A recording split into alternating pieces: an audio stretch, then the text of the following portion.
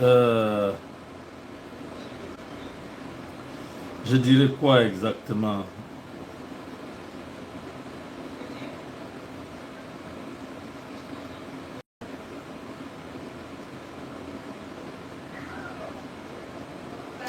Il y a des refoulements un peu en Afrique. Nous voyons au Ghana euh, et en Angola. On est en train de chasser les gens. Au Ghana, ce sont les Ghanéens qui chassent.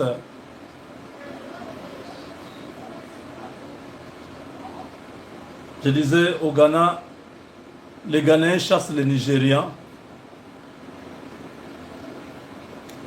Ils leur demandent de rentrer chez eux. Ils ne veulent pas de Nigérians chez eux. Parce que les Nigériens ont pris le petit commerce. Un commerce qui était censé être pratiqué par les autochtones, les Nigérians, sont là-dedans. Regardez.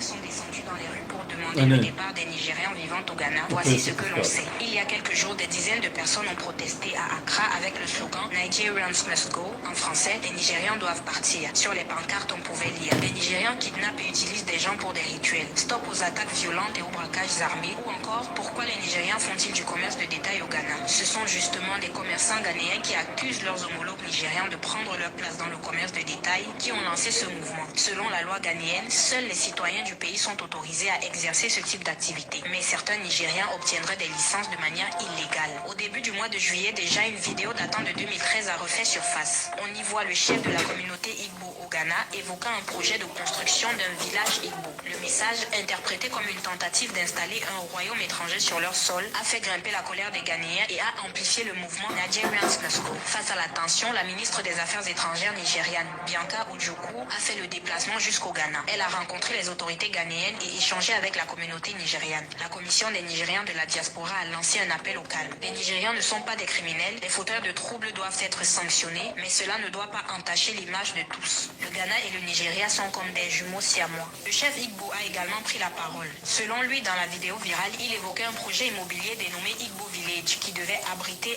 un quartier résidentiel et un centre commercial destiné aux commerçants nigérians qui faisaient face à des tensions avec les commerçants ghanéens. Le projet n'a jamais vu le jour. Le ministre ghanéen des Affaires étrangères a rappelé le Ghana must go, l'expulsion de milliers de Ghanéens du Nigeria en 1983 en pleine crise économique. Il a souligné l'importance pour les deux pays d'apprendre du passé et de préserver des relations apaisées.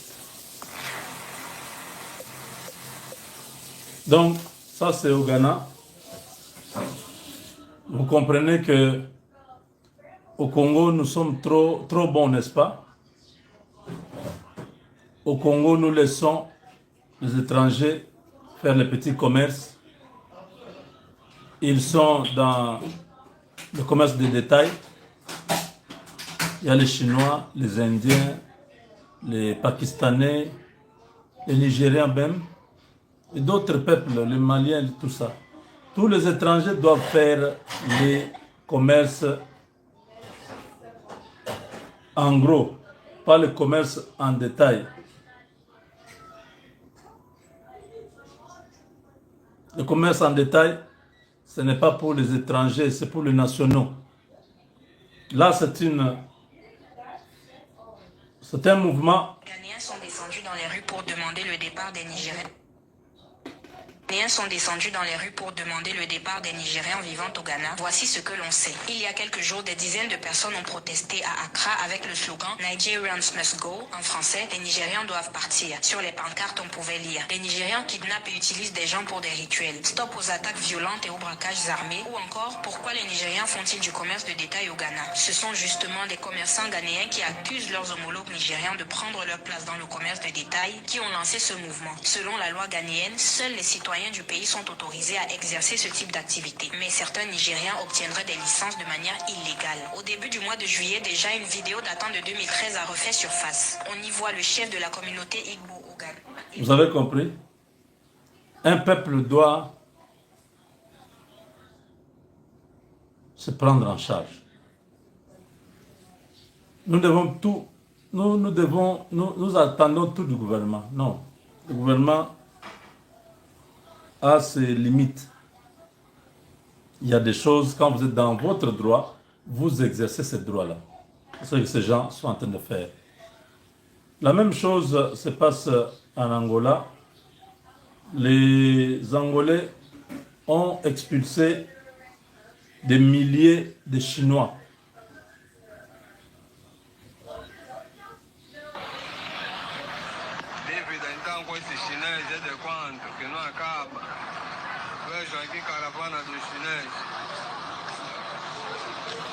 Essa dívida é de quanto? Bye bye. Essa dívida é de quanto? Angola então deve quanto é na China que não acaba? Vamos lá.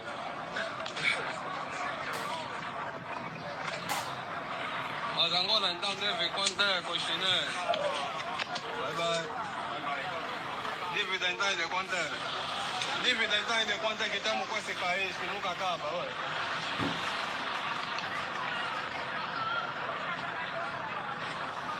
Dívida então é de quanto é que não acaba? Essa dívida não acaba. Essa dívida não acaba.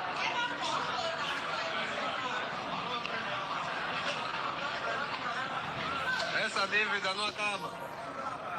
Donc vous voyez, dans d'autres pays, on peut prendre une décision et exécuter ça. Nous sommes incapables, quand la situation économique est entre les mains des étrangers, on se dit non, on doit récupérer la situation. Voilà, on expulse des milliers de Chinois. Ceux qui vivent en Angola, qui sont dans ces directs, peuvent nous faire les commentaires pour nous dire pourquoi le gouvernement angolais est en train de faire partir ces Chinois. Si vous êtes en Angola, vous suivez en ce moment, en Angola, il est presque minuit. Hein?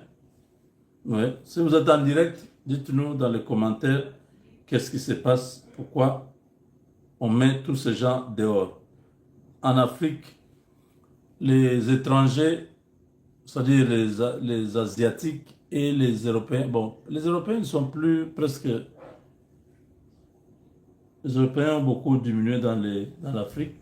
Ce sont les Asiatiques, les Indiens, les Chinois, les Pakistanais, les Arabes, donc les Libanais, là. Tous ces Asiatiques-là sont en train de faire du mal à l'économie africaine. Il faut que les Africains, dans chaque pays, se prennent en charge et que les choses reviennent aux autochtones, parce que là c'est trop,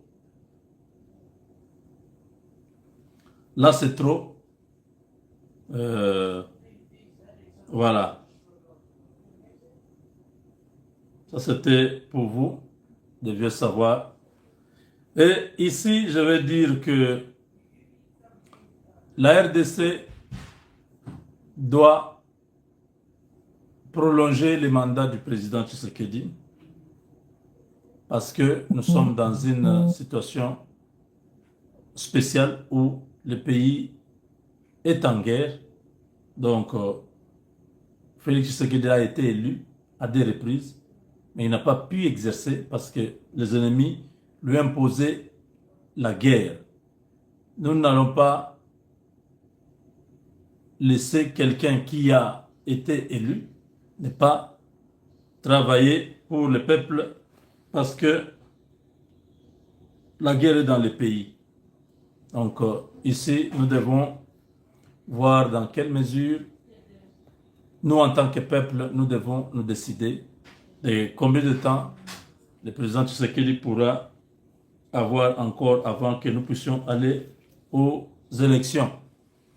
Il n'y a pas de troisième mandat, oui, mais il y aura prolongation de son temps perdu dans ces guerres que l'ancien régime, l'ancien président a imposé parce que par tous les moyens, il voulait que ce dernier, le président Tshisekedi, échoue, qu'il échoue dans tout et que lui vienne dire, voilà, celui qui m'a remplacé n'a pas pu gérer le pays, il faut me voter ou il faut me récupérer. Vous comprenez? C'est ça la stratégie. Il faut mettre le bâton dans les roues à celui qui me remplace pour qu'à la fin, je revienne comme le sauveur. Nous l'avons vu, il n'y a personne qui va dire qu'il ne connaît pas que Kabila, Hippolyte Kanambe, était à Goma, lui qui est l'initiateur, le promoteur du M23 et AFC, qui s'est allié à Paul Kagame pour piller la RDC. Je sais qu'il n'a pas géré le pays. Pendant ce temps, tout l'argent qui devait aider à construire le pays était destiné à la guerre.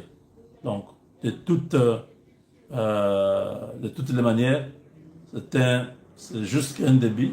Je vous donne déjà cette information. La Constitution sera touchée et à la fin de ce mois, il y aura le congrès de l'Union sacrée. Ça ne m'intéresse pas trop. Je sais que ces gens de l'Union sacrée, la plupart sont des hypocrites. Il n'y a rien de bon là-bas. Le peuple doit déjà mettre ça dans la tête. C'est un débat de société. Nous devons nous dire, quand Trump prend le pouvoir, il a 4 ans. Donc, il a les moyens de sa politique. Et il fait ses 4 ans. Tout le monde le juge sur les 4 ans. Il a bien travaillé ou il a mal travaillé. On le sanctionne positivement ou négativement. La même chose en France, la même chose en Allemagne, la même chose partout où il y a les élections.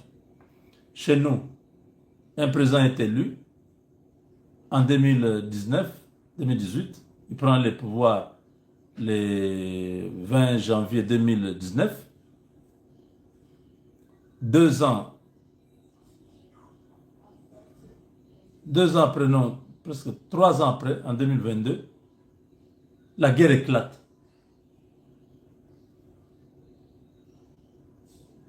Un an avant la fin de son mandat. Toute la stratégie est appelée à être modifiée. Tous les programmes appelés à être modifiés parce que le pays est attaqué. Nous allons jusqu'au bout. Nous connaissons tous les résultats ou les bilans parce que la guerre était dans le pays. Nous allons aux deuxièmes élections. Il gagne encore les élections et la guerre continue. Les ressources du pays, les ressources financières, sont orientées directement vers la guerre. Le pays est déséquilibré. On ne peut pas réaliser les projets de société qu'on avait. On doit revoir certaines rubriques pour permettre à ce que... On doit diminuer certaines rubriques pour permettre à ce que l'armée ne puisse manquer de rien, même si l'armée nous a fait vivre encore de pires choses avec les généraux et tout ça. Mais à celui-là, quand il termine ses 5 ans, on ne doit pas dire qu'il doit partir. Si la guerre s'arrête cette année, à partir du moment où la guerre s'arrête, on doit voir combien de temps il va rester au pouvoir pour parachever sa vision. Parce que la guerre, là, ce n'est pas lui qui a provoqué ça, qui a créé ça. C'est une guerre qu'on nous a imposée parce qu'on voulait prendre les ressources de notre pays, les richesses de notre pays. Donc, retenez ça comme ça. C'est une question que nous devons parler entre nous, sans tabou. C'est notre président, c'est notre pays. Nous n'avons rien à foutre avec les étrangers. Tous ces gens-là qui vont dire non, il faut respecter la Constitution. Il faut respecter la Constitution pendant que le pays est à moitié occupé. Est-ce que vous comprenez? Ou vous voulez que le président puisse déclarer l'état d'urgence dans le pays, où on doit mettre d'abord de côté la Constitution. On doit arrêter les chronos qui comptent les années jusqu'à ce que nous serons complètement libre et nous allons refaire parce que c'est lui qui viendra après. Comme il n'y aura pas la guerre, il aura 5 ans, il va travailler normalement. On va dire qu'il a bien travaillé. Mais pourquoi ne pas donner cette même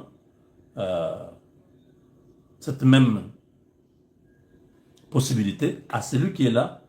Vous prenez de 2023 jusqu'à 2025, ça fait... Non, 2022. C'était au mois de novembre, je crois, que le M23 a attaqué. 2023, 2024, 2025. 3 ans où le pays était en guerre. On prolonge ça. Si on veut aussi ajouter les 2 ans de Kabila là, avec FCC, on prolonge, ça fait 5 ans. Ce qui est là encore pour 2025 à 2030. Quelque chose comme ça, ça sera logique. Non, à 2032, disons comme ça. Donc, aux ennemis, ça vous regarde, vous pouvez mourir même cette nuit. Des colères, vous pouvez vous mettre dans l'acide, vous fondez, fondre, non? Vous fondez là-bas, disparaissez.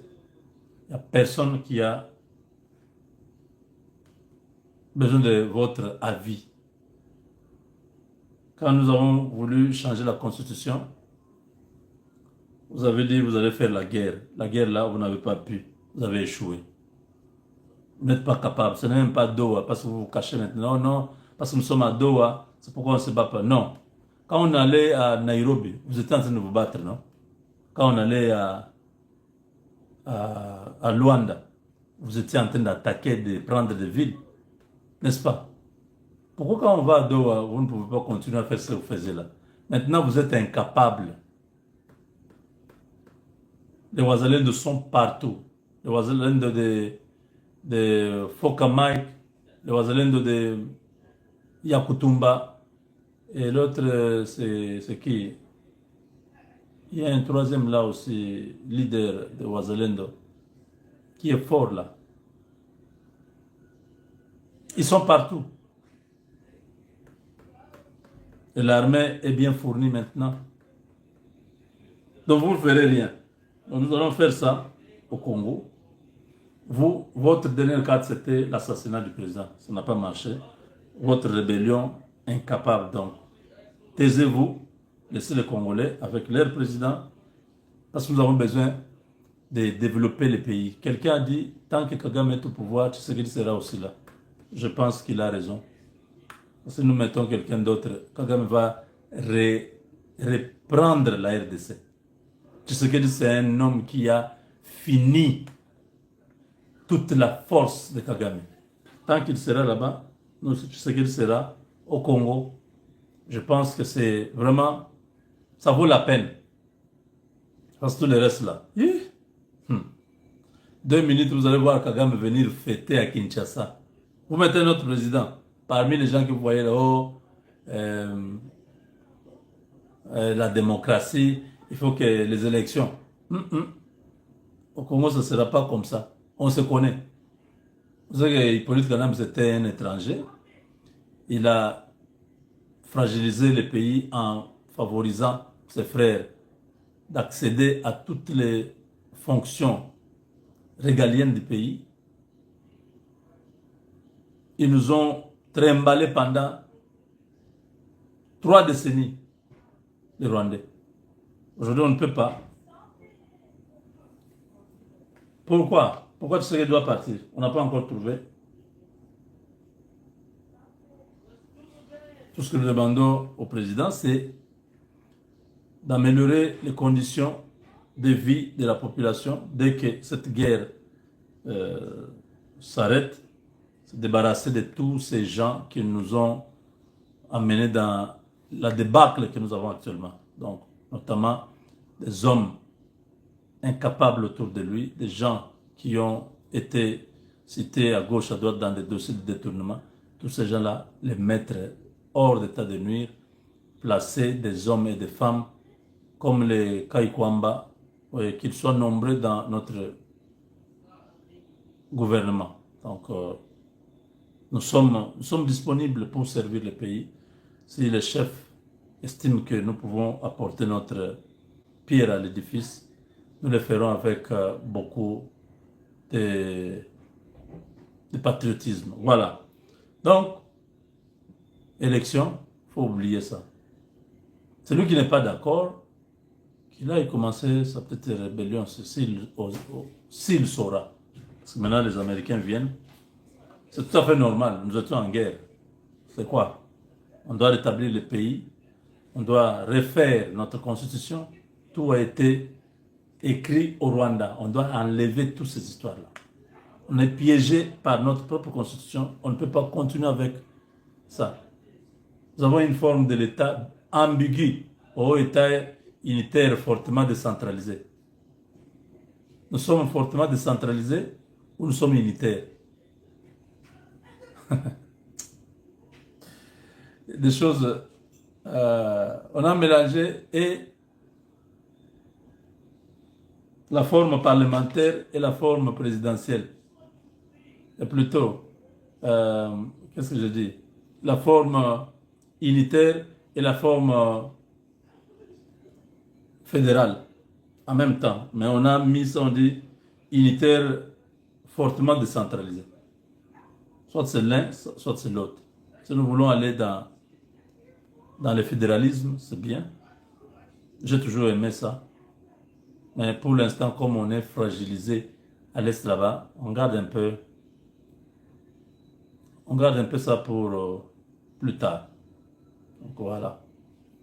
Mais écoutez, chacun de nous doit réfléchir, n'est-ce pas? Le président Tshisekedi doit... Moi, je ne suis pas dans la deuxième partie là. J'ai entendu quelqu'un dire comme ça. Mais moi, je suis dans la première partie où on dit les années ont été perturbées par la guerre. Et ces années-là doivent être récupérées dès que la guerre s'arrête. Quelqu'un a dit, tant que notre ennemi est au pouvoir au Rwanda, Tshisekedi reste aussi au Congo au pouvoir. C'est tout. Parce que les autres qui viendront, on va les manipuler. Ils n'auront pas la même carrure. Parce que chacun a un objectif, a une... comment on appelle? Chacun a sa personnalité, sa mission. Et pour Félix Tshisekedi, la mission, c'est de mettre d'abord Kagame par terre, complètement. Remplacer un régime là-bas, en ce moment-là. Si ça se fait même demain, c'est que Félix a atteint son objectif, c'est fini. Quelqu'un d'autre peut continuer. Tant que ce monsieur-là est de l'autre côté, nous savons comment il tient à nous humilier, prendre ce pays. Il ne faut pas permettre cela. Donc voilà, mes chers amis.